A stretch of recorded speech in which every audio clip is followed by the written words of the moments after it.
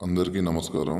పైన కనిపిస్తున్నది గరుడ ముక్క, కింద కనిపిస్తుంది మునగాకు చెట్టు. ఈ చెట్లతో మనం ఒరిజినల్ పవర్ఫుల్ మరుగుమందని తయారు చేస్తామండి.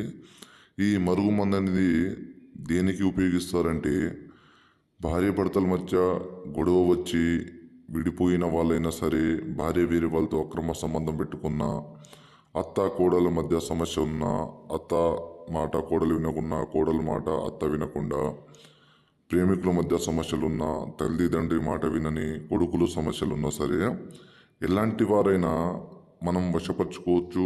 మనం చెప్పింది వినేలా మనం చెప్పు చేతుల్లో తీసుకురావచ్చండి. ఈ మరుగుమందుని మా కొండ ప్రాంతాల్లో మాకే సాధ్యపడుతుంది.